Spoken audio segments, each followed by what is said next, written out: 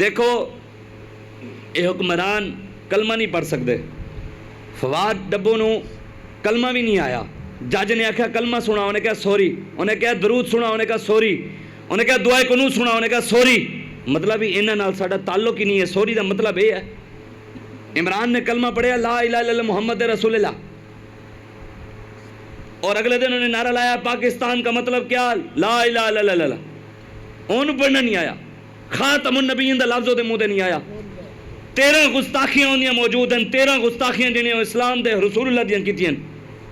اس سے باوجود قوم دے نال کھڑی ہے. حضور نے فرمایا جیڑا مسلمان کسے سلطان دی بادشاہ دی تعریف کرے پھر عہدے نو ویکھ کے, ہن میری پگڑی ہے, میں عالم دین بھی ہاں, سید بھی ہواں, حضور دی غلامی دا دعویٰ بھی کراں, تے چاپلوسی میں عمران دی کراں, بڑھدا ہے بڑھدا ہے.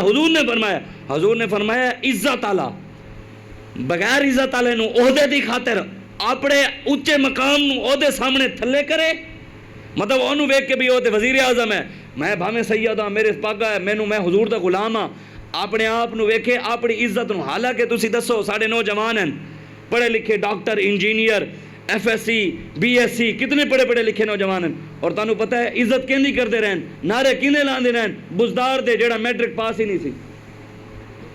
وہی گل ہے نا بھی حضور نے فرمایا وہ جڑا غیر عزت دار ہوئے گا نا, جدی عزت نہیں ہے انہوں عزت دین گے, عزت آلے خود تھلے ہو جان گے تے بغیر عزت آلے نوتے لے جان گے. حضور نے فرمایا جڑے بادشاہاں دی تعریف کرن گے تے عزت آلے خود تلے آ جان گے, وکھاوے دی خاطر, لالچ دی خاطر کہ سانو کوئی عہدہ مل جاوے, سانو چندہ مل جاوے, سانو پیسہ مل جاوے, سانو کوئی نوکری مل جاوے. تے حضور نے فرمایا جڑا انہاں دی تعریف کردا ہے نا پھر انہاں دے نال ظالماں دے نال ہی وہ جہنم میں جائے گا, انہاں دے نال ہی جہنم میں جائے گا. تے اس حد تک لکھے ہے ساڑے بزرگاں نے